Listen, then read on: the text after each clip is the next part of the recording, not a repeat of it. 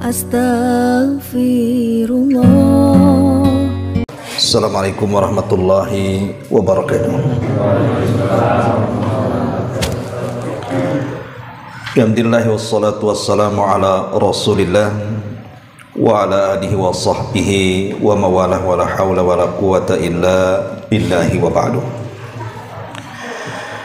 Kita lanjutkan kajian kita, masih membahas tafsir dari surah At-Takwir, dan kita masuk pada ayat ke-20 dan seterusnya.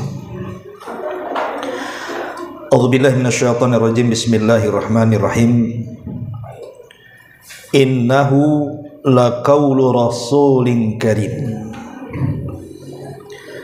dzi quwwatin 'inda dzil 'arsy makin muta'in thumma amin wa ma sahibukum bimajnun wa laqad ra'ahu bil ufuqil mubin wa ma huwa 'alal ghaibi bidhanin wa ma huwa biqauli syaitanir rajim.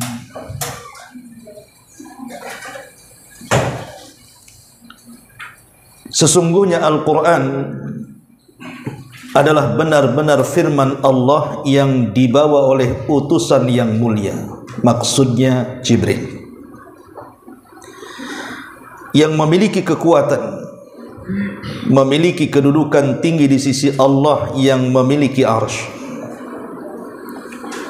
Yang di sana di alam para malaikat, Jibril ditaati dan dipercayai. Dan temanmu, maksudnya Rasul sallallahu alaihi wasallam, itu bukan orang gila. Dan sungguh dia, Rasul kita, telah melihat Jibril di ufuk yang sangat terang. Dan dia, Rasul kita, bukanlah seorang yang kikir enggan untuk menerangkan yang gaib. Dan Al-Quran itu bukan perkataan syaitan yang terkutuk. Ma'asyiral muslimin wal muslimat rahimani wa rahimakumullah. Surah At-Takwir ayat 20 dan seterusnya yang sudah kita baca ini menjelaskan tentang pemimpin para malaikat.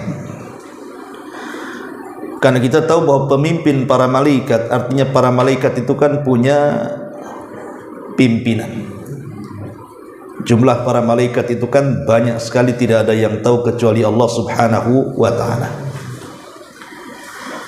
Sebagaimana manusia ada para pemimpinnya, dan mereka para nabi dan rasul. Dan pemimpin dari seluruh para nabi dan rasul, bahkan pemimpin manusia dan jinnya, adalah Rasul kita Muhammad sallallahu alaihi wasallam, Sayyidul Anbiya'i wal Mursalin. Tapi kalau bicara tentang para pemimpin para malaikat, ulama mengatakan bahwa pemimpin para malaikat itu ada 4. Pertama Jibril, kemudian yang kedua Mikail, kemudian yang ketiga Israfil, dan yang keempat Malakul Maut. Makanya ada doa yang selalu dibaca Nabi sallallahu alaihi wasallam, Allahumma rabba Jibril wa Mikail wa Israfil fatiras samawati wal ard alimal ghaibi wasyahadati anta tahkumu baina ibadik fima kanu fihi yakhtalifun ihdini lima ikhtulifa fihi minal haqqi biidnik innaka tahdi man tasha ila siratim mustaqim. Nabi selalu berdoa dengan doa ini, ya Allah, Rabbnya Jibril, Rabbnya Mikail, dan Rabbnya Israfil. Wahai pencipta langit dan bumi, wahai Rabb yang mengetahui yang gaib dan yang nyata, Engkau yang menjatuhkan hukuman untuk memutuskan apa yang mereka perselisihkan. Tunjukkanlah kepadaku pada kebenaran apa yang dipertentangkan dengan izin-Mu ya Rabb. Sungguh Engkau menunjukkan pada jalan yang lurus bagi orang-orang yang Engkau kehendaki. Dalam doa ini disebut 3 nama malaikat. Pertama Jibril, kedua Mikail, dan ketiga Israfil, dan juga Malakul Maut. Tapi dari seluruh para pemimpin para malaikat, Jibril adalah pemimpin tertingginya. Dialah yang mengatur seluruh para malaikat dalam bertugas. Ma'asyiral muslimin yang dimuliakan Allah Azza wa Jalla, di sini Allah mengatakan innahu la qaulu rasulin karim.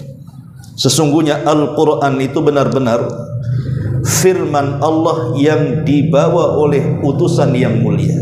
Siapa yang mulia di sini? Maksudnya Jibril. Dari sini kita tahu bahwa tugas malaikat Jibril yang pertama dan yang utama adalah inzalul wahyi, menurunkan wahyu kepada seluruh para nabi dan rasul, dan yang terakhir kepada Rasul kita Muhammad sallallahu alaihi wasallam. Tetapi Jibril itu bukan hanya sekedar menurunkan wahyu, sebagaimana kisah yang ma'ruf ketika menjelaskan tentang suratul Alaq 1-5. Iqra bismi rabbikal ladzi khalaq, khalaqal insana min 'alaq, iqra wa rabbukal akram alladzi 'allama bil qalam, 'allamal insana ma lam ya'lam. Inilah ayat 5 ayat pertama dalam suratul Alaq yang pertama kali turun kepada Nabi sallallahu alaihi wasallam lewat Jibril. Datang menemui Rasul di Gua Hira, dan itu terjadi di bulan Ramadan, tepat di malam Lailatul Qadar. Kemudian Jibril bukan hanya sekedar menyampaikan wahyu saja kepada Rasul untuk disampaikan kepada umatnya, tapi lebih daripada itu Jibril pun bertugas sebagai taudihur risalah. Bukan hanya menurunkan risalah, tetapi juga menjelaskan risalah. Dan itu tercantum dalam hadis Jibril yang sangat panjang yang terdapat dalam kitab Arba'in Nawawi. Ketika Umar bin Khattab radhiyallahu anhu bercerita, ketika kami duduk-duduk bersama Nabi sallallahu alaihi wasallam, tiba-tiba datang orang yang tidak dikenal. Ittala alaina rajulun, datang seorang laki-laki yang tidak dikenal, di mana dijelaskan sifatnya syadidu bayadi thiyab, syadidu syawadi sya'ri, la yura alaihi safar. Jadi bentuknya datang kepada Rasul yang disaksikan para sahabat itu, pakaiannya sangat putih bersih. Maknanya Jibril itu sangat mencintai warna putih dalam pakaian. Itu juga yang menjadikan kesayangan Nabi sallallahu alaihi wasallam. Warna yang paling disukai Rasul adalah putih. Dan dia datang dengan penampilan yang rapi. Di sini ada faedah bahwa orang yang datang menuntut ilmu itu harus berpenampilan rapi. Karena dilihat dari rambutnya yang hitam. Dan ketika Nabi SAW menjelaskan bahwa orang tersebut datang dengan gaya rambut yang hitam, Jibril datang kepada Rasul tanpa menggunakan imamah. Sebab kalau menggunakan imamah, mana tahu rambutnya hitam. Kenapa coba Jibril tidak datang menggunakan imamah? Padahal imamah itu adalah adat istiadat yang tidak lepas dari kepala orang Arab. Menggunakan serban itu bukan sunnah, tapi itu adat istiadat orang sana. Karena kalau tidak pakai serban, di sana banyak debu. Jadi serban itu untuk menghalangi dari rasa dingin. Sebab kalau dingin pakai serban itu dingin kan, ketutup telinganya. Kemudian juga untuk menghalangi dari musim panas dan untuk debu. Makanya orang sana terbiasa menggunakan serban sejak sebelum diutusnya Nabi. Lah Jibril datang tidak menggunakan imamah itu karena posisi Jibril ini orang baru. Bagi Nabi SAW tahu itu Jibril, tapi para sahabat yang menyaksikan itu orang baru, tidak ada yang tahu. Sebab kalau seandainya ada yang tahu, tentu para sahabat akan mengenalkan, karena kebiasaan para sahabat kalau ada orang baru hadir di majelis Nabi itu, maka sahabat akan mengenalkan, ini fulan ibn fulan, berasal dari kabilah fulan ibn fulan. Tapi tidak ada satupun yang mengenali dan memperkenalkan siapa dia. Artinya dia bukan orang dekat, berarti orang ini orang jauh. Masalahnya kalau dia orang jauh, kenapa tidak ada bekas safarnya? Kita tahu bahwa safar di padang tandus, di padang pasir itu sedikit banyak pasti ada debu lah kan gitu. Pasti pakaiannya akan kotor dengan debu, rambutnya penuh dengan debu. Tapi kenapa bersih seperti baru saja mandi? Kemudian berpakaian dengan pakaian rapi, kemudian masuk ke majelis Nabi. Jadi ini yang membuat bingung para sahabat. Dikatakan orang dekat tidak ada yang kenal, dikatakan orang jauh kok tidak ada bekas safarnya. Ya. Lah karena dia orang baru, kalau dia sampai menggunakan imamah, apalagi sampai kemudian menutup wajahnya, bisa dicurigai. Jangan-jangan dia hendak membunuh Nabi, karena kita tahu Nabi banyak musuhnya di zaman itu. Sehingga untuk menghilangkan kecurigaan para sahabat, maka Jibril tidak menggunakan imamah, supaya tidak disangka orang jahat, gitu maksudnya. Lah kemudian Jibril datang kepada Nabi SAW. Di situ banyak para sahabat. Jibril tidak tiba-tiba duduk di samping Umar yang menceritakan hadis ini, atau di samping Abu Bakar dan sahabat-sahabat yang lain yang kumpul di situ. Tapi anehnya Jibril langsung masuk majelis, tiba-tiba kemudian duduk di hadapan Nabi. Kemudian lututnya diletakkan di lutut Nabi dan tangannya diletakkan di kedua paha Nabi. Tiba-tiba bertanya, bahasanya menggunakan bahasa Badui, tapi isinya ini bukan Badui. Kenapa? Karena dia memanggil nama. Ya Muhammad. Tidak ada yang panggil nama kecuali Badui, karena Badui itu tidak punya akhlak. Tapi kalau para sahabat pasti akan memanggil ya Nabi Allah, ya Rasulullah. Ini panggil nama ya Muhammad. Tapi para sahabat itu paling suka kalau seandainya ada orang Badui datang kemudian bertanya. Kenapa? Karena terkadang orang Badui ini bertanya sesuatu yang kemudian Rasul jawab, itu pula menjadi ilmu para sahabat. Karena orang Badui tidak punya malu, dia bisa bertanya apa saja. Tapi sahabat kan ada adabnya kalau bertanya, sehingga mereka agak malu kalau bertanya kepada Rasul. Jadi terkadang mereka menitip soalan kepada orang Badui untuk ditanyakan kepada Nabi. Jadi kalau ada orang Badui itu kayaknya, ada apa ini? Apa yang ditanyakan? Ya. Lah Jibril menggunakan metode Badui itu supaya para sahabat yang hadir betul-betul memperhatikan. Tapi isinya bukan orang Badui, karena orang Badui tidak cerdas. Orang Badui tidak sekolah. Ini pertanyaan doktor, bukan S1 S2. Di mana orang ini mengatakan, ya Muhammad akhbirni anil Islam, akhbirni anil iman, akhbirni anil ihsan, akhbirni mata sa'ah, akhbirni an amaratiha. Rasul, apa itu Islam? Maka Rasul jawab. Rasul, apa itu iman? Maka Rasul menjawabnya. Rasul, apa itu ihsan? Rasul menjawabnya. Tapi ketika Rasul ditanya kapan kiamat, Rasul tidak menjawabnya. Kenapa? Karena mal mas'ulu anha bi'a'lama minas sa'il. Orang yang ditanya daripada orang yang bertanya tidak lebih paham maknanya, dua-duanya tak tahu kapan terjadinya kiamat, baik Jibril ataupun Nabi. Tapi ketika Rasul bertanya soal amaratiha, tanda-tandanya, bahwa Rasul SAW menyebutkan sebagian kecilnya. Antalidal amatu rabbataha wa antaral khufatal uratal alata ri'a asya yatatawaluna fil bunyan. Ketika ada budak melahirkan tuannya, ketika ada orang miskin tiba-tiba kemudian membuat gedung yang sangat tinggi, padahal dia seorang penggembala yang compang-camping hidupnya. Dari sini kita tahu ikhwatu fiddin bahwa kedatangan Jibril untuk taudihu ar-risalah, menjelaskan risalah.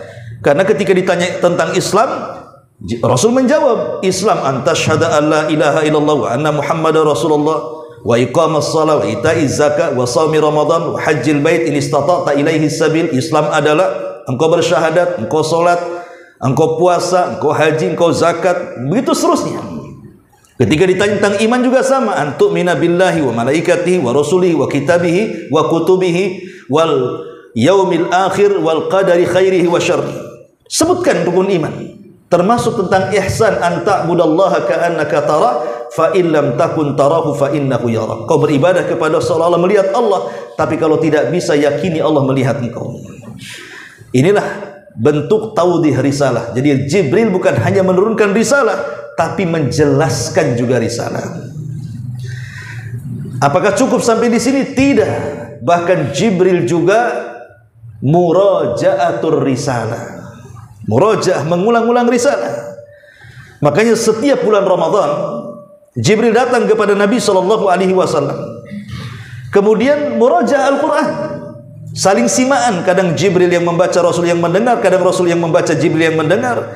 Dan itu setiap Ramadan. Dan bahkan Ramadan yang terakhir sebelum wafatnya Nabi SAW, Jibril sampai turun 2 kali, menandakan telah dekatnya kematian Nabi SAW. Cukup sampai di sini? Tidak. Tapi Jibril juga himayatur risalah, menjaga risalah. Ketika dalam peperangan, saya lupa perangnya, kita tahu bahwa peperangan di zaman itu, sebelum melakukan peperangan kan ada proses dulu, ada seremonial dulu. Salah satunya, biasanya mereka akan membuat mubarazah.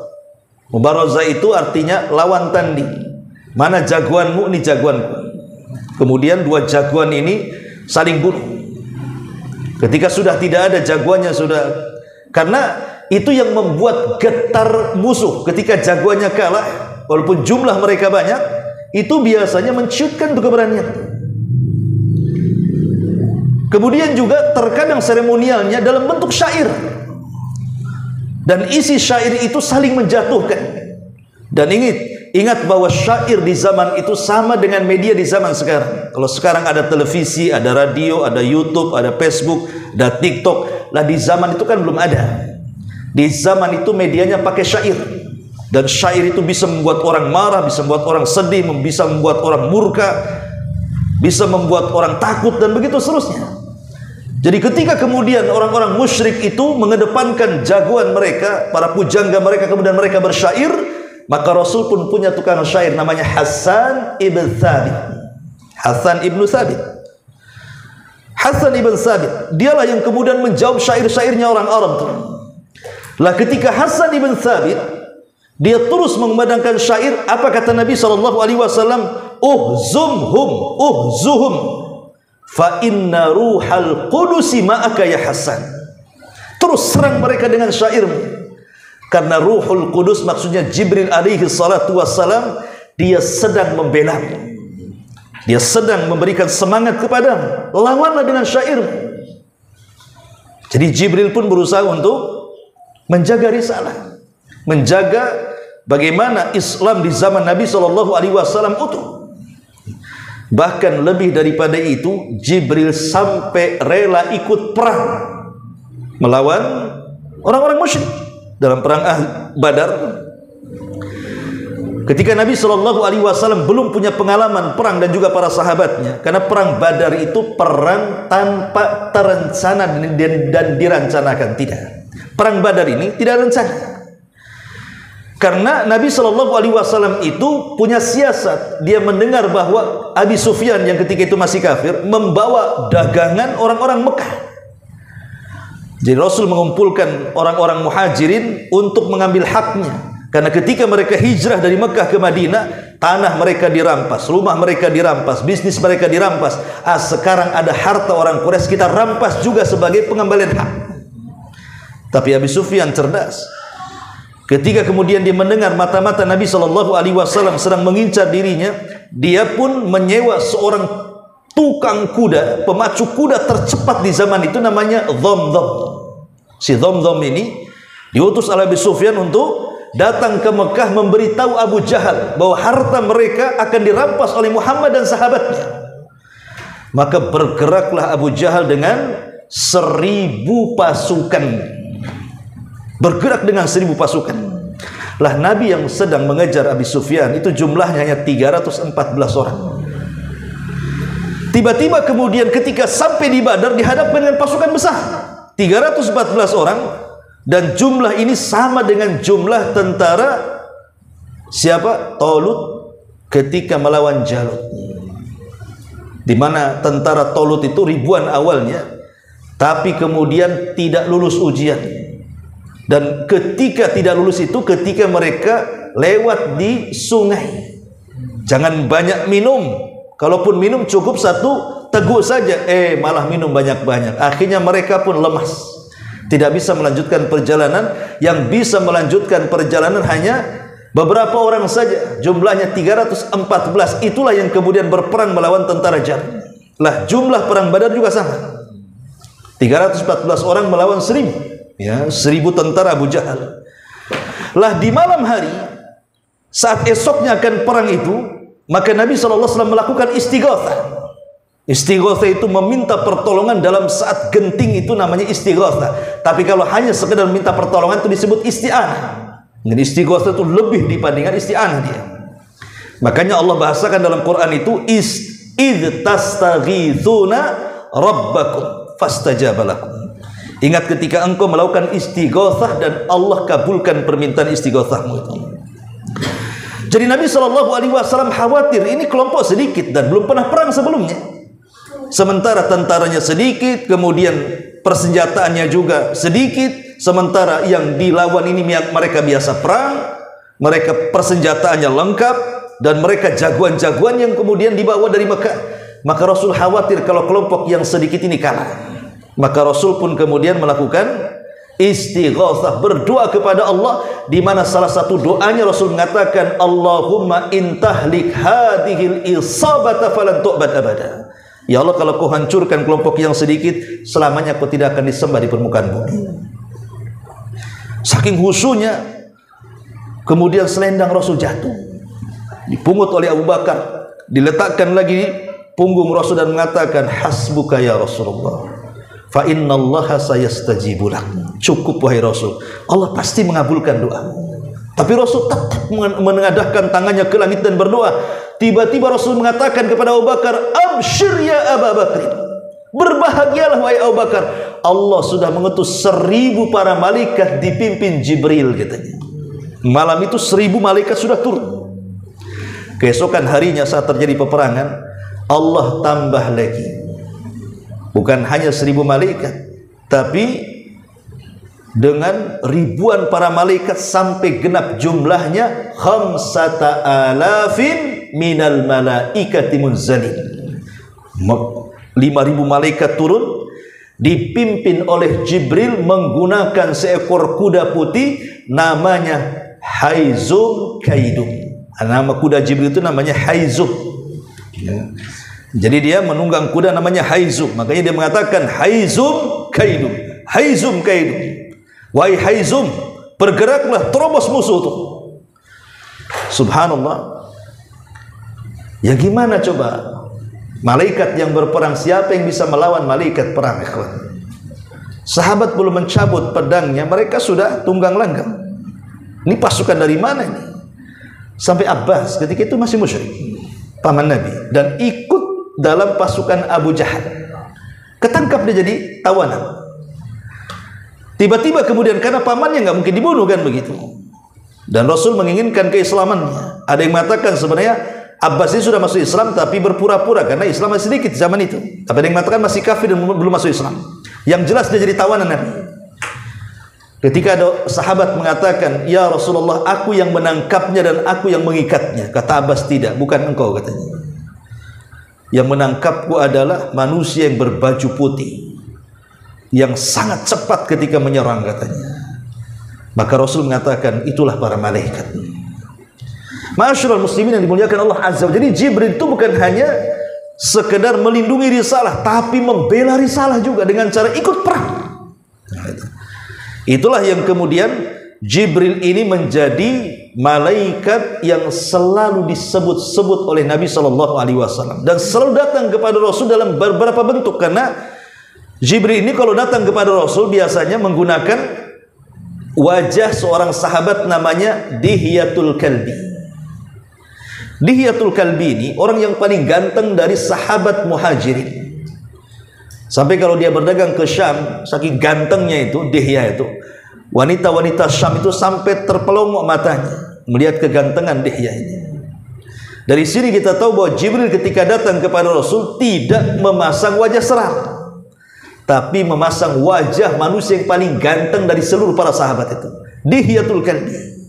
Sampai satu hari Aisyah radhiyallahu anha melihat Dihyatul Kalbi di atas kudanya yang berwarna putih itu tiba-tiba bicara dengan Rasul sementara posisi Rasul di bawah.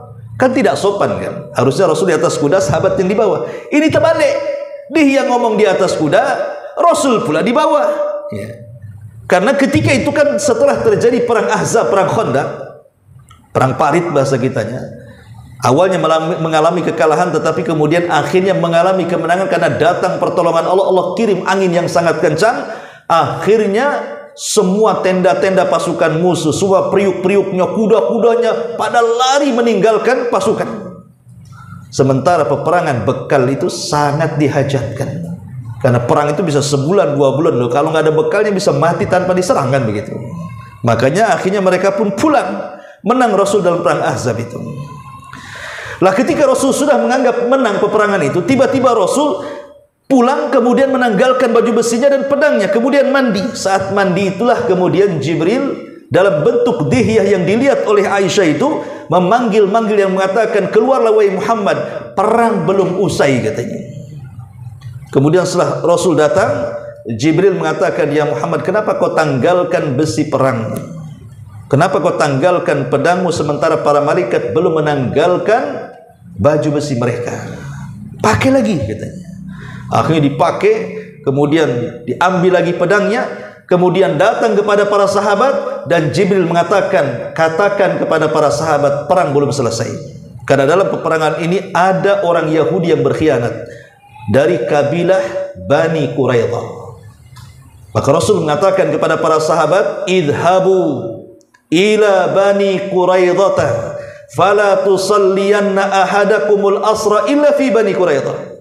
Bergerak kalian cepat, kepung Bani Quraidah, dan jangan sholat asar di jalan kecuali sampai di Bani Quraidah. Walaupun kenyataannya ada yang sholat asar di jalan, ada yang sampai di Bani Quraidah baru sholat, tapi Rasul membenarkan dua-duanya. Para sahabat yang berijtihad sholat di jalan karena memang sudah masuk waktunya. Sahabat yang sholat di Bani Quraidah karena memahami perintah Rasul, maksudnya harus bersegera, jangan lambat-lambat. Tapi perselisihan seperti ini tidak menjadikan Nabi SAW marah, karena Rasul membenarkan dua-duanya. Lah syahidnya adalah Aisyah radhiyallahu anha ketika melihat dia yang memberikan perintah pada itu Jibril. Ketika selesai Jibril pergi, Rasul SAW mendekati Aisyah. Kemudian Aisyah mengatakan, apakah itu Dihya yang berdiri di hadapan wahai Rasul?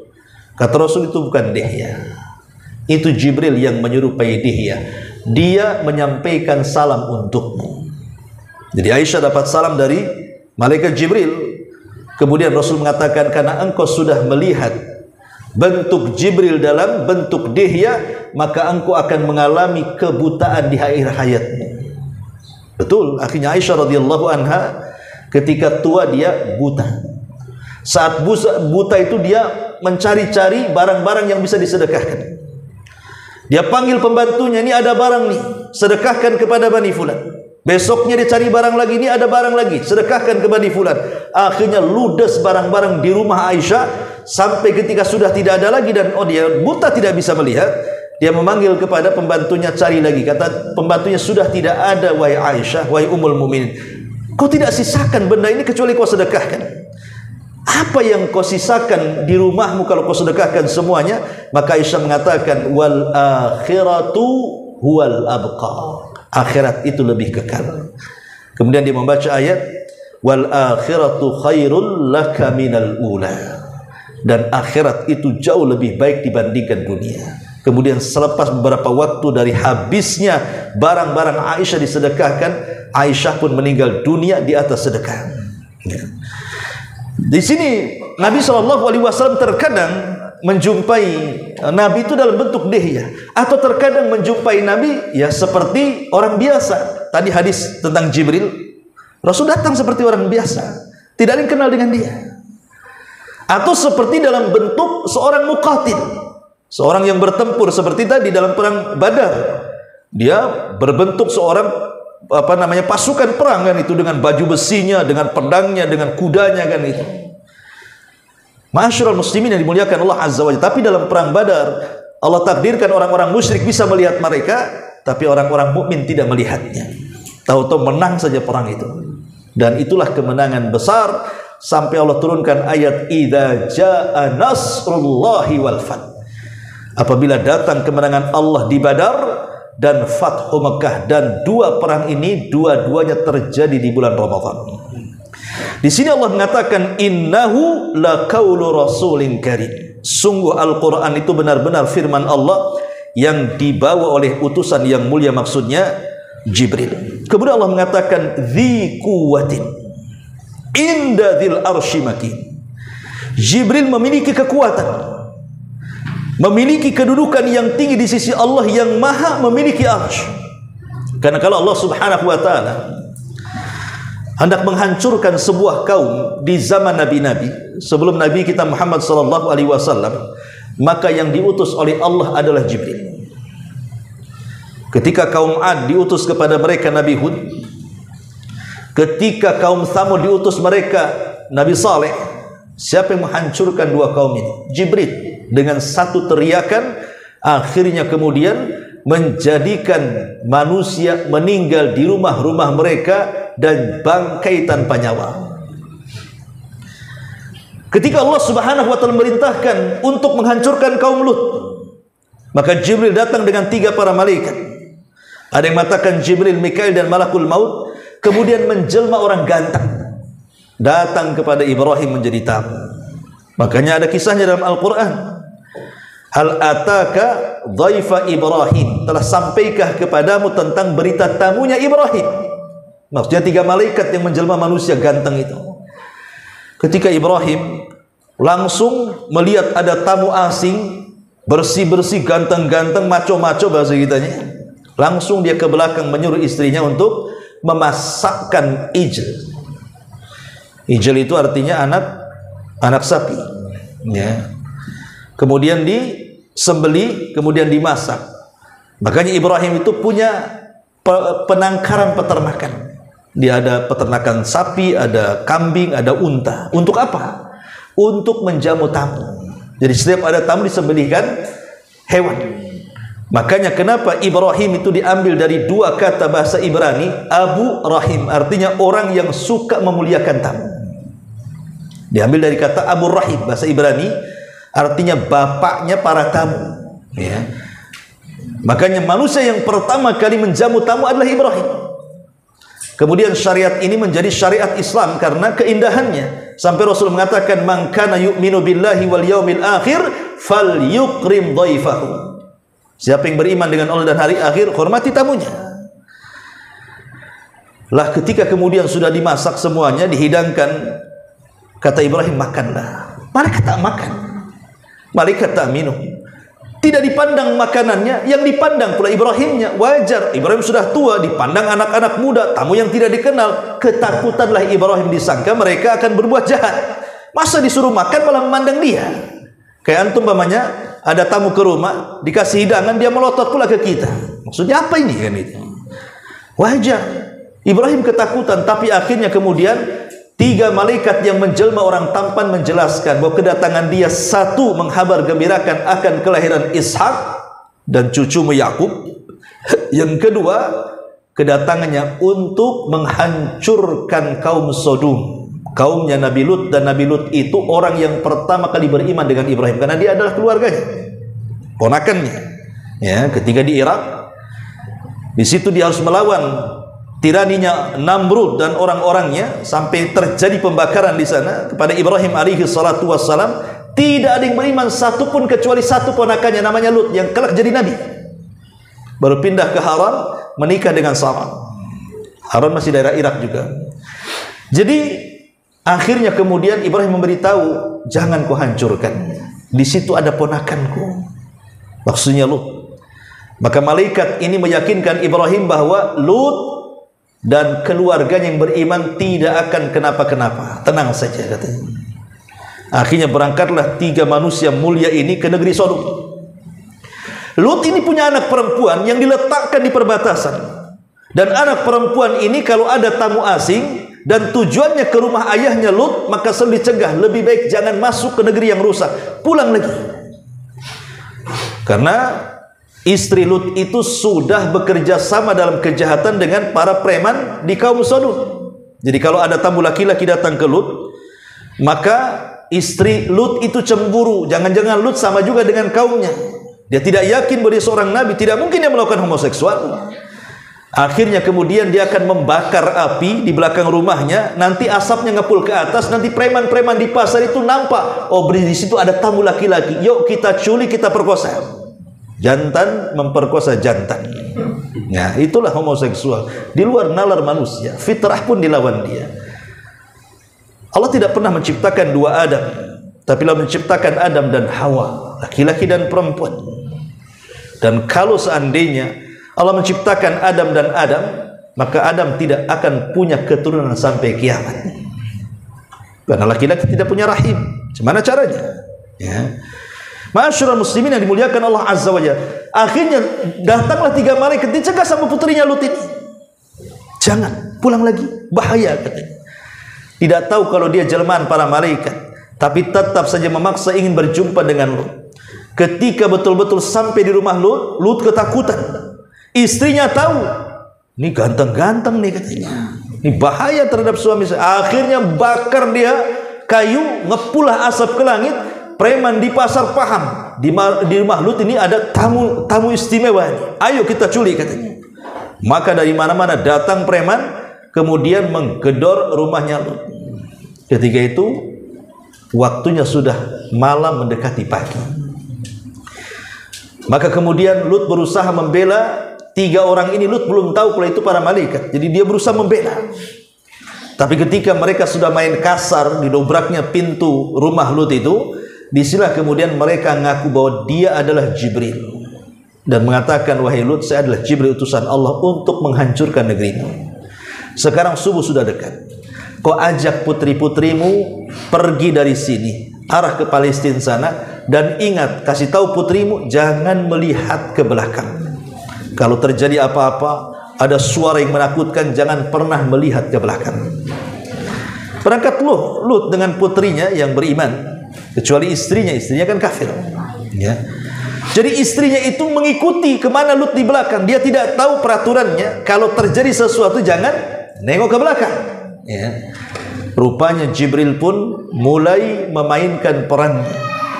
Dia keluar dari rumah Lut, tiba-tiba menjelma dalam bentuk aslinya, memiliki 600 sayap. Kemudian menghempaskan satu sayapnya, keluarlah mata-mata orang-orang yang mengepungnya. Itu adab pertama. Tapi hanya orang-orang yang di sekitarnya saja. Maka manusia pun menjerit preman-preman itu karena matanya keluar. Lah termasuk istrinya Lut yang baru saja meninggalkan rumahnya. Karena ada teriakan dari belakang, rupanya dia nengok, mata dia juga keluar.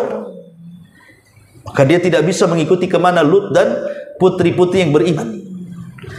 Kemudian azab yang kedua, dan inilah pamungkasnya, Jibril naik ke langit.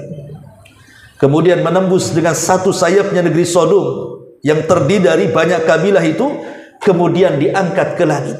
Setelah di langit diangkat, Allah turunkan bola-bola api, gugusan-gugusan meteor, kemudian menghantam orang-orang yang di dalam negeri yang sudah diangkat ke langit itu. Setelah sudah mati semuanya di atas, Allah balik tuh buminya, kemudian dihantamkan ke bumi sehingga menjadi cekung. Nah, sekarang menjadi laut mati. Kenapa disebut laut mati? Karena asinnya itu menjadikan ikan-ikan tidak bisa hidup, saking asinnya. Tapi anehnya orang-orang barat, mereka jadikan lumpur di laut itu untuk pengobatan, kecantikan. Mereka mandi di lumpur-lumpur itu. Padahal dalam Islam kita tidak boleh melewati tempat-tempat yang pernah diazab. Tidak boleh. Harus menangis dan bersegera. Tapi orang-orang kafir tidak peduli kan itu. Ma'asyiral muslimin yang dimuliakan Allah Azza wa Jalla. Dari sini kita tahu bahwa Jibril itu Allah sifati dengan dzi quwwah, memiliki kekuatan. Karena kalau diutus menghancurkan, maka dia sangat kuat sekali. Ya, karena dia pemimpin para malaikat. Dzi quwwatin inda dzil arsy makin. Dan punya kedudukan yang luar biasa di sisi Allah Subhanahu wa taala. Sebab kalau Allah Subhanahu wa taala hendak menurunkan wahyu, maka suaranya seperti rantai yang dipukul di batu licin yang keras, akan memekikkan telinga para malaikat di langit. Itu belum berfirman, suaranya sudah bergemuruh menakutkan sehingga semua para malaikat pingsan termasuk Jibril. Kemudian pertama kali yang siuman adalah Jibril. Baru Jibril dipanggil oleh Allah Subhanahu wa taala. Kemudian Allah memberi tugas kepada Jibril yang tidak ada satupun para malaikat yang tahu, karena mereka sedang pingsan. Selesai tugas wahyu, baru kemudian para malaikat pun siuman. Mulailah mereka bertanya, "Madza qala rabbukum?" Apa yang difirmankan Rabbukum? Maka Jibril mengatakan, "Qalal haq." Makanya Allah firmankan, "Hatta idza fuzi'a an qulubihim qalu madza qala rabbukum? Qalul haq wa huwal aliyyul kabir." Ketika perasaan takut yang ada pada para malaikat di langit sudah hilang, karena mereka sudah siuman dari pingsan, mulailah mereka bertanya kepada Jibril, "Apa yang dipesankan Allah kepadamu, wahai Jibril, untuk kami?" Kata Jibril, "Kebenaran, tugas ini. Maka semua malaikat bertakbir dan bertasbih. Semua malaikat di lapisan-lapisan, mulai dari malaikat pemikul arsy sampai malaikat yang ada di langit, pertama, ketujuh, keenam, kelima, keempat, ketiga, kedua, sampai ke langit dunia yang kita lihat. Maka malaikat-malaikat yang di langit dunia ini yang bertugas untuk memakmurkan bumi, maka Jibril mula menugaskan, "Kau buat tsunami, kau buat gempa, kau buat subur, kau buat tumbuhkan, kau buat miskin negara itu." Pokoknya Jibril memerintahkan para malaikat untuk bertugas. Ada yang menyuburkan dan ada yang menghancurkan. Lah saat Jibril itu kemudian mewahyukan wahyu Allah kepada para malaikat, tugas apa yang mereka akan lakukan, disinilah jin yang berada di pos mereka di awan itu, maka mereka pun mulai panjat pinang. Satu jin, sampai Sufyan Ats-Tsauri menyebutkan seperti ini bentuknya. Jin 1, jin 2, jin 3, jin 4, kayak orang panjat pinang sampai ke langit dari awan itu. Lah jin yang paling atas mendengarkan kira-kira Jibril ngomong apa sama malaikat. Apabila dapat satu kalimat disampaikan ke jin yang di bawahnya, jin yang di bawahnya ke jin yang di bawahnya, sampai akhirnya ke bumi dan diperjualbelikan kepada para dukun dan para peramal. Di mana satu kalimat yang benar tapi sudah dicampur adukan dengan 100 kedustaan. Maknanya satu berita, 100 berita, satu benar, 99 itu dusta. Makanya Rasul ketika ditanya para sahabat, "Ya Rasul, terkadang ada dukun itu kalau meramal dia benar." Maka Rasul mengatakan, "Tilkal kalimah." Boleh jadi itu kalimat yang benar, tapi hakikatnya mulut dukun itu pendusta. Karena biasanya yang benar itu yang satu itu pula yang diviralkan. Sementara dia sudah meramal 100 ramalan, tidak terjadi, tidak diviralkan. Ya kita katakan ini dukun sakti kan begitu, karena diviralkannya yang kebetulan kan itu. Ma'asyiral muslimin yang dimuliakan, itulah yang disebut dengan makin, di mana Jibril itu punya kedudukan di hadapan Allah. Kemudian Allah mengatakan muta'in sama amin.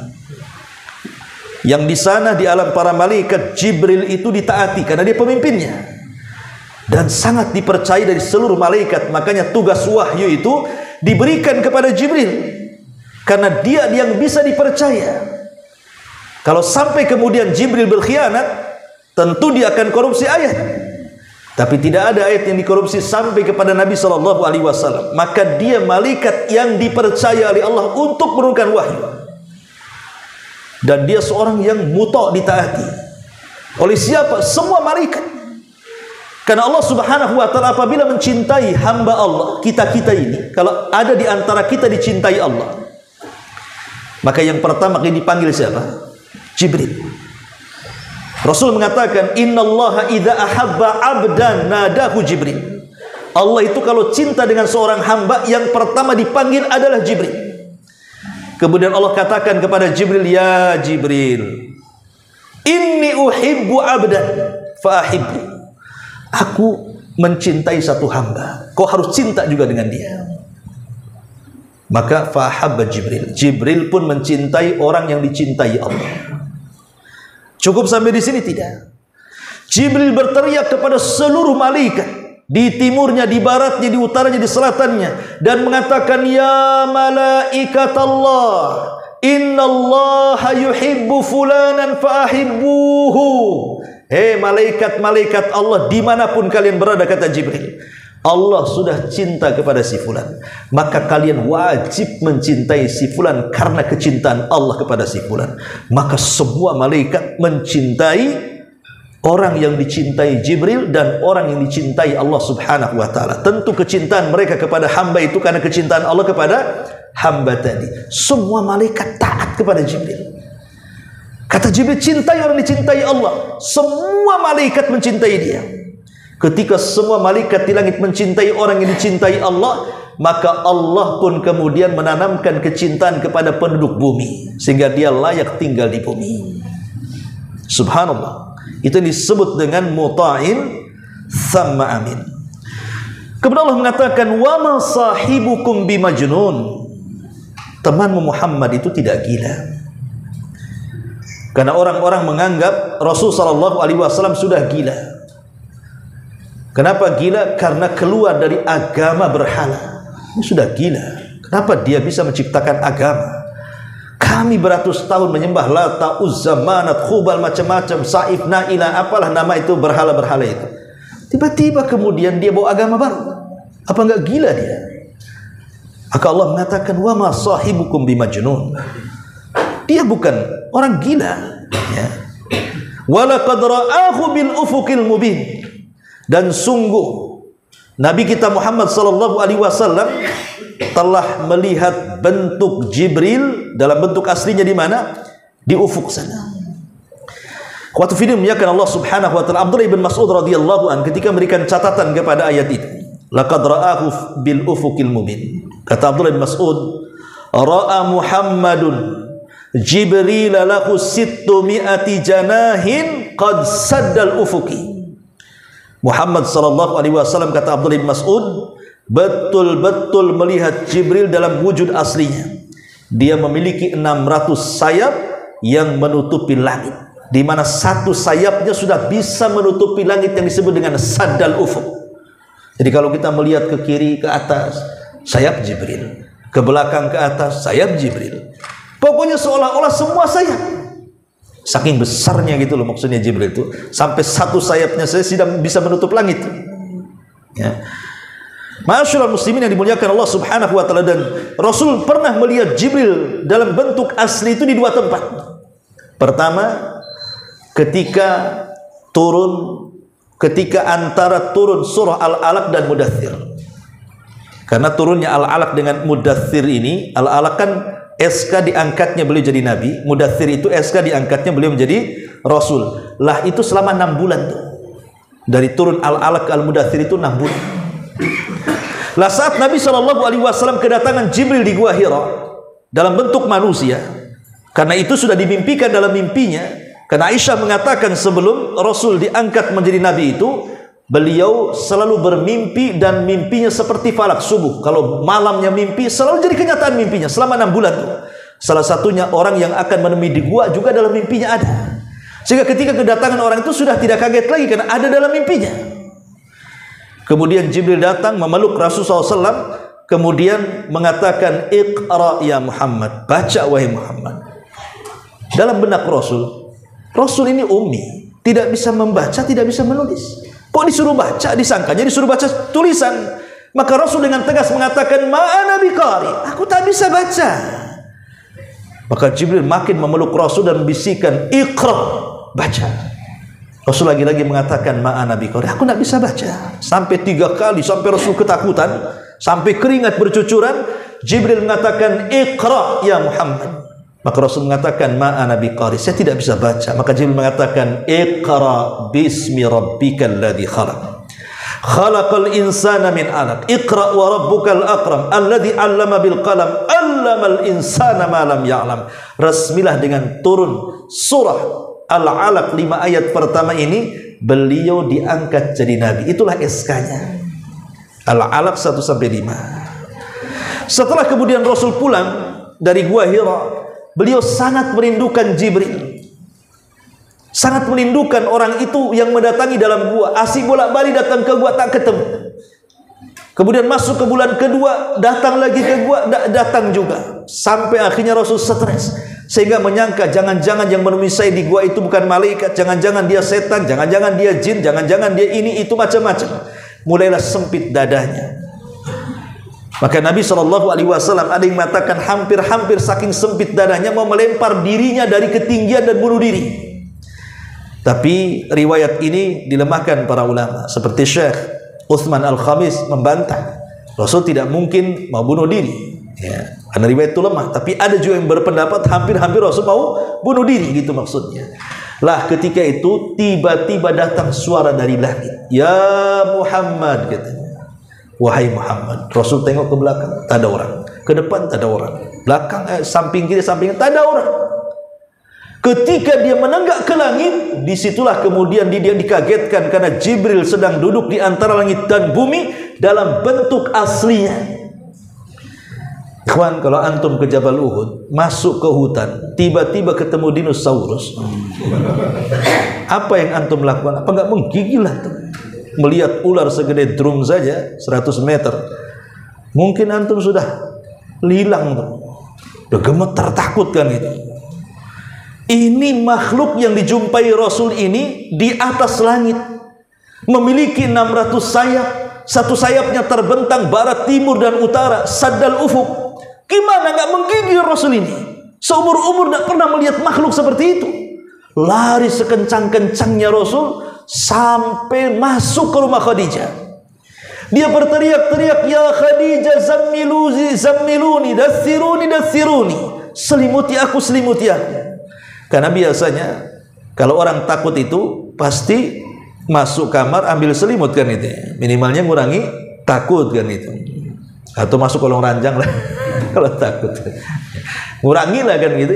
Maka Khadijah pun masuk ke dalam selimut, menenangkan suaminya dan mengatakan, wahai suamiku, apa yang kau lihat? Wallahi la yuhzikallahu abada.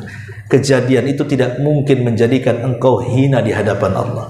Bukankah kau orang baik kalau ngomong jujur, kau suka menghormati tamu, kau bisa suka membantu orang, disebutkan kebaikannya.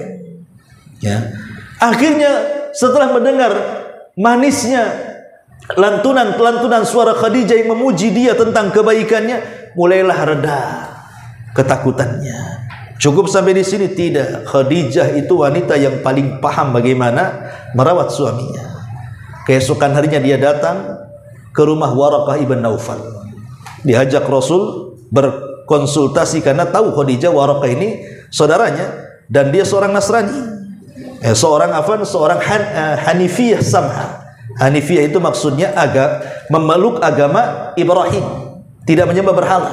Dan dia suka membaca kitab-kitab Injil, Taurat. Jadi dia punya pengetahuan. Jadi ketika Khadijah mendatangi Waraqah dengan Nabi SAW, kemudian Rasul mulai bercerita tentang pertemuan di Gua Hira, kemudian melihat makhluk yang bersayap. Subhanallah, tanpa disangka tiba-tiba Waraqah mengatakan, Allahu Akbar, ya Khadijah, suamimu calon seorang Nabi. Karena makhluk yang ditemui dia yang bernama Namus, makhluk yang bersayap itu pula yang turun kepada Musa dan Isa. Sekarang dia turun kepada suamimu.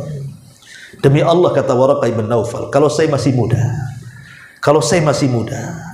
kemudian orang-orang musyrik hendak mengusir engkau wahai Muhammad, aku yang pertama kali membelanya. Rasul kaget, hei Waraqah, aku di tengah-tengah kaum orang-orang Quraisy itu, orang-orang menyebut Sadiqul Amin.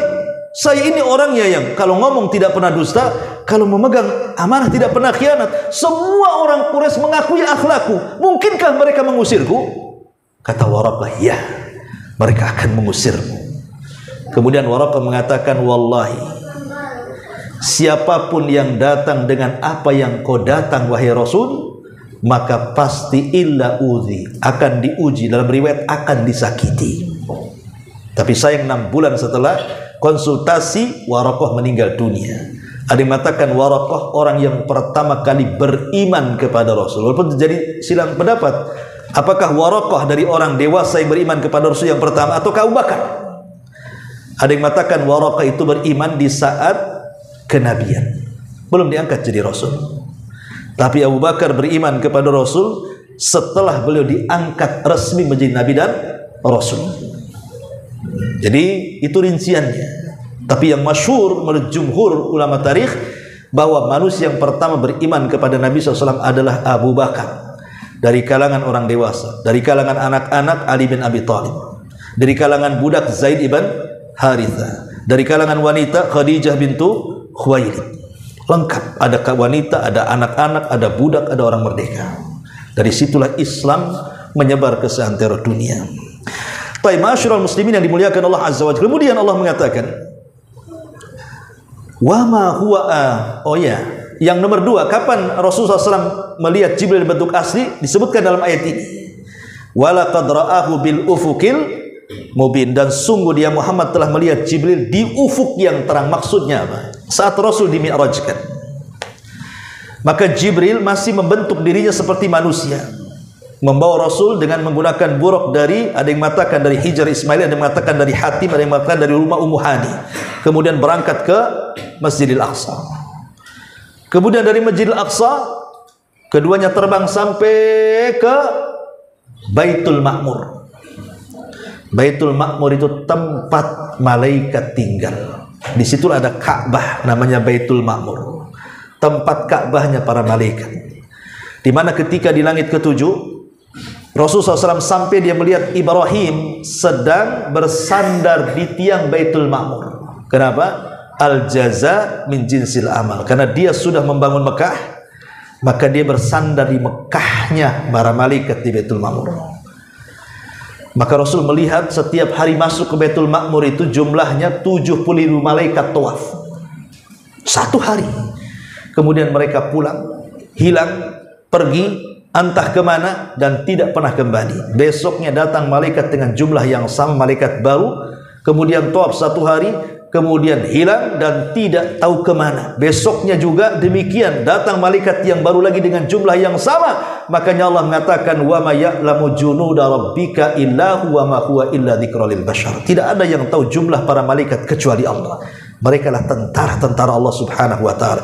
Lah di Baitul Ma'mur inilah baru Jibril kemudian membentuk aslinya. Yang Allah katakan di sini, wa ma walaqad ra'ahu bil ufuqil mubin. Kemudian Allah mengatakan, wa ma huwa 'alal ghaibi bidhanin, dan dia Muhammad bukan seorang yang kikir, enggan untuk menerangkan yang gaib. Tidak. Kalau itu wahyu Allah, maka Rasul akan terangkan kepada kita. Baik yang gaib atau yang tidak gaib, selama itu kabar dari Allah Subhanahu wa taala, Rasul tidak akan kikir, Rasul akan jelaskan semuanya. Lihatlah ketika Nabi SAW bersabda tentang akhir zaman, akan muncul berbagai macam peristiwa yang banyak yang disebut dengan alamatus sa'atil sughra. Kemudian setelah itu datang disebutkan tentang alamat kiamat-kiamat besar. Munculnya Al-Bahni muqaddimahnya, kemudian turun datangnya Dajjal, kemudian turunnya Isa, kemudian datangnya Ya'juj dan Ma'juj, kemudian datang dukhon dari langit, kemudian ada binatang yang melata yang keluar dari perut bumi dan bicara, kemudian datang dabatun minal ardh. Kemudian setelah itu ada gempa dari timur, barat dan jazirah Arab. Terakhir keluar pula api dari jazirah Arab, Aden, Yaman, menggiring manusia sampai ke Syam. Ke Syam. Disitulah tempat dikiamatkan bumi. Kalau yang ngomong dukun, kita katakan orang ini sedang meramal. Tapi karena yang ngomong Nabi kita Muhammad SAW, dia bukan seorang tukang sihir, dia seorang Nabi dan Rasul. Ucapannya benar dan dibenarkan. As-sadiqul masduq. Ucapannya benar. Apapun yang dikatakan Rasul itu pasti datang dari Allah. Karena Allah mengatakan, kalau seandainya engkau Muhammad taqawwala ba'dal aqawil la akhadna minhu bil yamin thumma laqata'na minhu al watin. Kalau engkau Muhammad mengucapkan sesuatu yang tidak Allah ucapkan, ku tarik tangan kananmu, ku iris urat nadimu, kata Allah. Diancam. Kalau sampai Rasul kemudian membuat ajaran yang tidak pernah diajarkan Rasul, diajarkan Allah kepada Rasul, Allah akan buat Nabi Muhammad meninggal. Makanya semua ajaran yang diajarkan Rasul kepada kita semua adalah wahyu Allah, baik Qur'annya ataupun sunnahnya. Inni utitul kitab wa mithlahu ma'ah. Aku diberikan Quran dan yang semisalnya, maksudnya sunnah yang sahih yang sampai kepada kita. Wa ma huwa bi syaitanir rajim. Dan Al-Quran itu bukanlah perkataan setan. Ini pembahasan tentang Al-Quran. Tapi yang jelas ikhwatu fillah muliakan Allah Subhanahu wa taala, hubung kait para malaikat seperti Jibril dengan Nabi sallallahu alaihi wasallam, apakah hanya dengan Rasul saja Jibril hubung kait? Tidak. Bahkan Jibril pun sangat mencintai umat kita Muhammad sallallahu alaihi wasallam. Umat Muhammad sangat dicintai Jibril. Buktinya apa? Setiap malam Lailatul Qadar Jibril turun. Inna anzalnahu fi lailatul qadr. Wa ma adraka ma lailatul qadr. Lailatul qadri khairu min alfi syahr. Di sini syahidnya, tanazzalul malaikatu warruhu. Allah turunkan di malam itu para malaikat-malaikatnya dan juga ruh. Maksudnya ruh di sini apa? Jibril. Jadi Jibril turun bersama para malaikat di malam Lailatul Qadar. Padahal Rasul sudah meninggal. Padahal wahyu sudah terputus. Bukankah Jibril itu penuh wahyu? Wahyunya sudah nggak ada lagi, karena tidak ada nabi setelah Nabi sallallahu alaihi wasallam. La nabiyya ba'di, kata Rasul. Tidak ada nabi sepeninggalku. Tapi kenapa dia masih turun? Untuk apa? Risalah sudah tidak ada, sudah terputus dengan kematian Rasul. Untuk menanamkan kecintaan kepada umat Nabi, turun di malam Lailatul Qadar, menebar rahmatnya. Di mana orang yang mendapatkan malam itu, maka dia akan mendapatkan 1000 bulan amal saleh yang dilakukan tanpa henti. Subhanallah, ya. Jadi Jibril itu sangat menyayangi kita. Dengan turunnya Jibril kepada kita, termasuk hadis tadi, apabila Allah cinta kepada seorang hamba, maka Jibril akan memanggil para malaikat untuk mencintai hamba yang Allah cintai. Artinya Jibril sayang dengan kita. Karena kita adalah umat Nabi SAW, maka siapapun yang Allah cintai, pasti Jibril cinta dengan kita. Tapi kecintaan Jibril kepada kita justru oleh orang-orang Yahudi dibalik, ya, dengan cara membenci Jibril. Ketika di masa Nabi SAW, Nabi SAW ditanyakan, Nabi itu ditanya 3 soalan oleh orang Yahudi. Hei Muhammad, saya ingin bertanya 3 soalan, karena 3 soalan ini tidak bisa dijawab kecuali oleh seorang Nabi. Pertama, soalannya adalah, apa itu ruh? Apa itu ruh, katanya. Kemudian yang kedua, makanan penduduk sorga yang pertama dimakan itu apa? Kemudian yang ketiga, kenapa anak itu mirip dengan orang tua wajahnya? Tentu Rasul tidak mungkin langsung menjawab, tapi menunggu turunnya Jibril memberikan jawaban. Maka Rasul berhenti sejenak, kemudian turun Jibril memberitahu 3 jawabannya. Adapun ruh, katakan ya Muhammad, yas'alunaka 'anir ruh qulir ruhu min amri rabbi. Mereka bertanya-tanya soal ruh, katakan ruh itu urusan Rabbnya. Tidak ada yang tahu soal ruh itu siapa. Seperti apa ruh, nggak tahu kita. Adapun tentang makanan yang pertama kali dimakan penduduk sorga, itulah kabidul hut, hatinya ikan paus. Ya, ikan paus sorga beda dengan ikan paus dunia, ya. Kemudian adapun anak yang mirip dengan orang tuanya, lihat spermanya. Siapa yang mendominasi saat berhubungan intim? Kalau sperma suami mendominasi daripada sperma istri, maka pasti mirip bapaknya.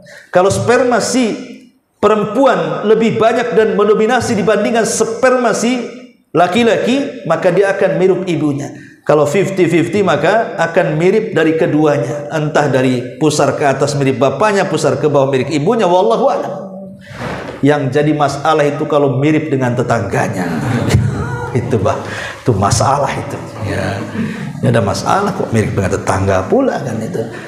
Tapi itu pun belum tentu wanita itu berzinah dengan tetangga. Di zaman Rasul ada istrinya putih, suaminya putih, anaknya celeng. Tahu celeng? Hitam. Ya.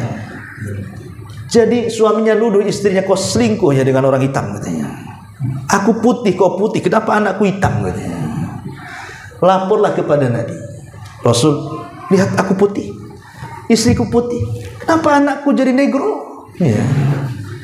Maka Rasul mengatakan, kamu punya unta? Iya, saya punya unta. Jantan dan betina? Ya, jantan dan betina. Ada yang sudah punya anak? Ada, wahai Rasul. Ada enggak dari anak untamu itu yang berbeda warna dengan ibu dan bapak unta? Ada, wahai Rasul. Boleh jadi si anak unta ini memang tidak menurun kepada bapak ibu unta yang pertama. Boleh jadi yang kesekiannya. Mungkin kalau seandainya kakek kita jangan-jangan memang gennya negro, kita tidak tahu. Ya, mungkin kakek ke-10 antum orang negro, nggak tahu. Kenapa ibu saya hitam, lakinya hitam, saya putih sendiri? Mungkin bule dulunya tuh kakek keberapa tuh. Gitu maksudnya kata Rasul.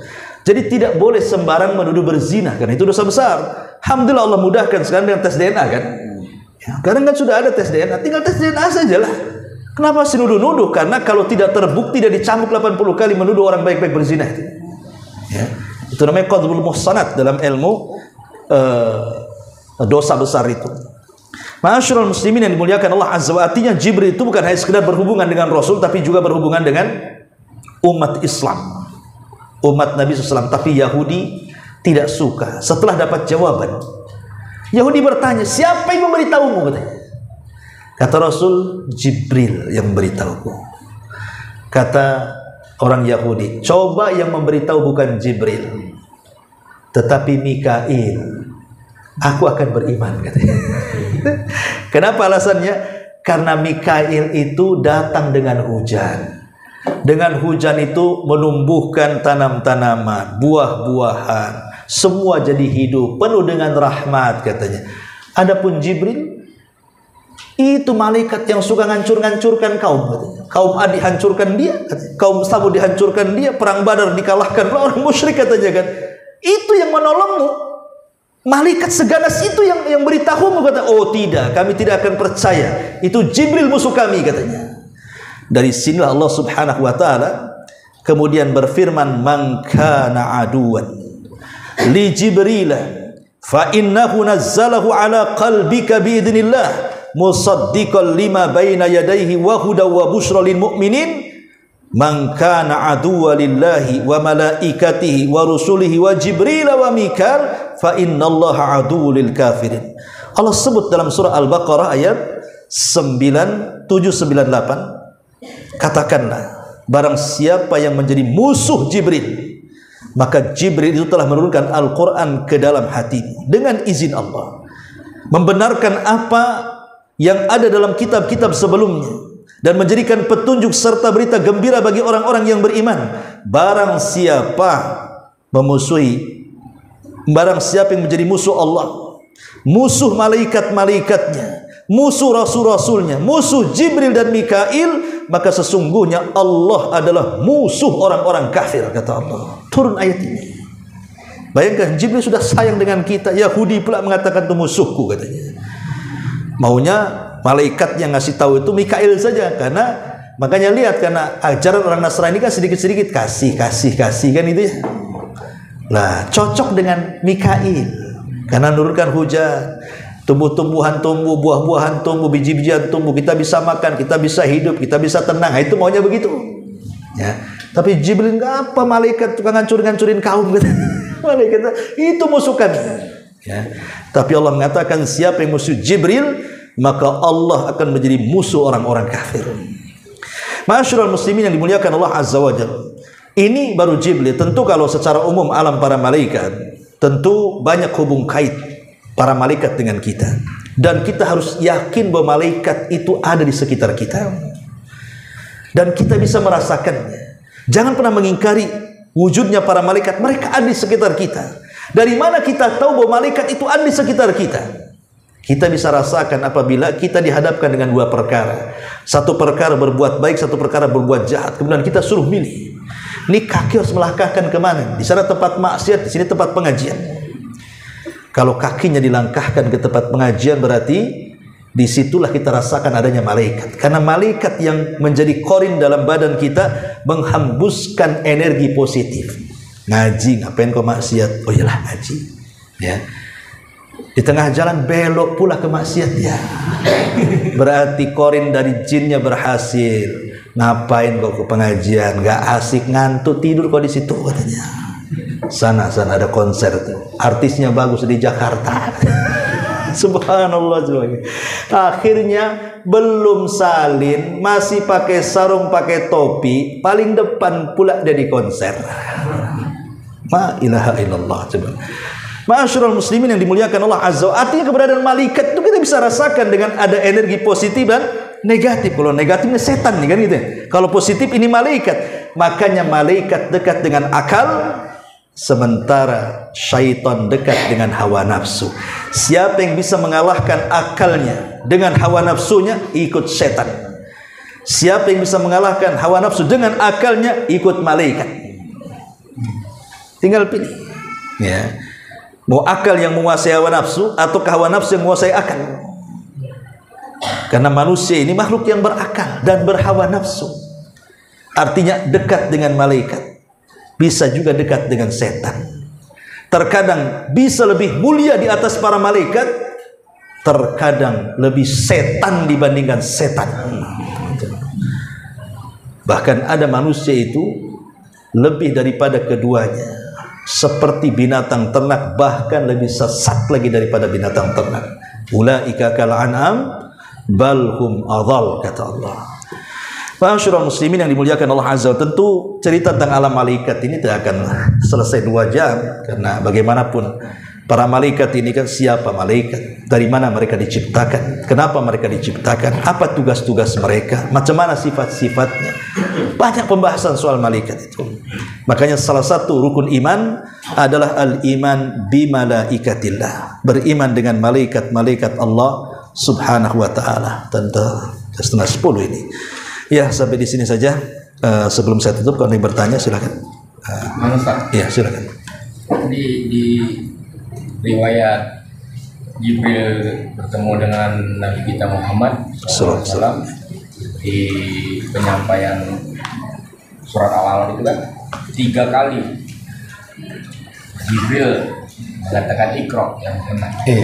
Bolehkah kita petik pelajaran bahwa kita mengajar pada anak atau siapapun dengan 3 surat juga? Kalau dia tak mau belajar. Kadang sekali nggak mendengar, 2 kali mendengar. Kalau 3 kali mendengar juga, tambah lagi belajar sampai 100 kali. Tidak, faedah kalimat Iqra ini dalam hadis itu kan dijelaskan tentang peluk. Mengatakan ma'ana biqari. Yang ketiga dipeluk dengan sangat erat sampai susah bernafas Nabi. Disitulah mulai ketakutan karena suara Jibril makin meninggi. Kata para ulama, terkadang dalam mendidik itu ada kalanya tidak harus dengan kelembutan, itu maksudnya.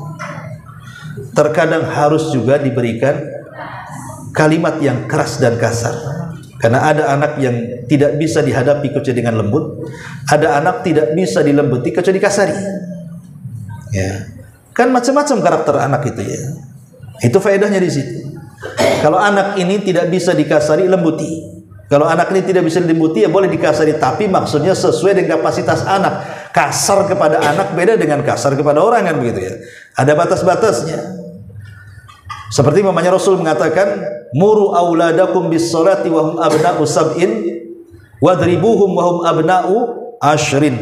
Perintahkan anak-anakmu di usia 7 tahun untuk sholat. Dan ingat, usia 1 sampai 7 itu kecerdasan anak paling tinggi untuk merekam ucapan manusia. Makanya anak umur 1 sampai 7 antum kasih 7 bahasa, ajarkan, maka mereka bisa. Ajarkan 7 bahasa. Bahasa Inggris, bahasa Arab, Jawa, bahasa Jerman, bahasa Alor, bahasa Sunda, bahasa Padang kan itu. Itu bisa menguasai umur 7. 7 bahasa bisa dikuasai dia. Dari umur 1 sampai 7 itu. Itu cerdas-cerdasnya untuk meniru orang, anak-anak segitu tuh. Ya. Itu makanya dalam ilmu parenting itu penting di usia-usia seperti itu orang tua jangan mencontohkan dengan contoh yang buruk. Usia 1 sampai 7 itu jangan mencontohkan contoh buruk, ditiru sama anak antum. Pasti ditiru. Ya. Makanya ketika main pun antum awasi. Nanti kalau pulang dapat mufradat baru tuh.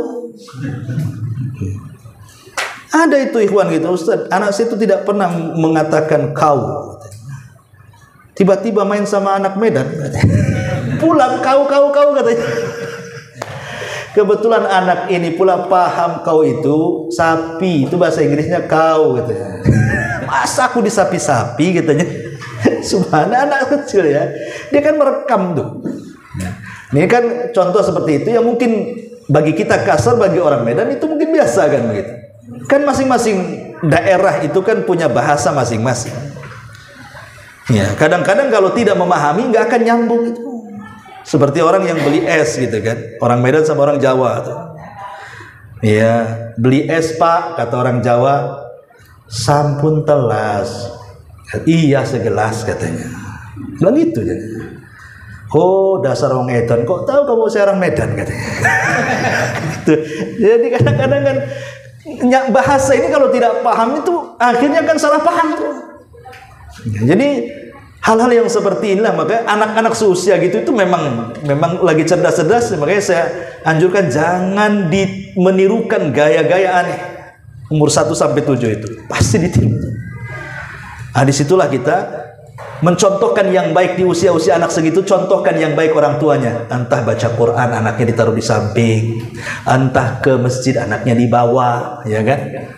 Entah bersedekah biar anaknya kasih nak nih ambil duitnya masukkan ke situ. Pokoknya anak-anak segitu terus dikasih contoh. Sebab nanti kalau sudah usia 10 tahun dia mulai ada akal tuh, bisa melawan nanti tuh. Kalau tidak dibekali di usia 1 sampai 7 itu, maka dikhawatirkan udah 10 tahun udah mulai itu. Makanya usia 10 tahun kalau disuruh sholat tidak mau, kata Rasul pukul. Ya pukul itu maksudnya untuk pendidikan. Ya pukul setakat anak memukul anak kan itu. Jangan pula pakai gagang kursi kan itu. Itu namanya KDRT. Jadi anak seusia 10 tahun mulai dikerasi. Bahkan Rasul mengatakan gantungkan pecut. Alikus saut kata Rasul. Gantungkan pecut di dinding. Kalau anakmu tidak mau sholat, gantungkan pecut. Mau itu atau sholat? Itu maksudnya. Mau itu apa sholat? Terserah pilih. Gitu maksudnya kan. Gak apa-apa usia 10 tahun seperti itu. Sebenarnya yang jadi masalah bukan usia 10 tahun. Usia seantum kalau nggak sholat kira-kira diapakan itu? Usia 10 tahun aja dipukul. Saya kira usia seumur antum nggak sholat dipenggal aja lah. Karena bisa murtad lah orang yang tidak sholat itu. Dan hukum orang murtad itu dipenggal kepalanya dalam Islam ya maksudnya. Wallahu a'lam bishawab. Subhanaka wa bihamdika asyhadu an la ilaha illa anta astaghfiruka wa atubu ilaik. Allahu taala alam. Assalamualaikum warahmatullahi wabarakatuh.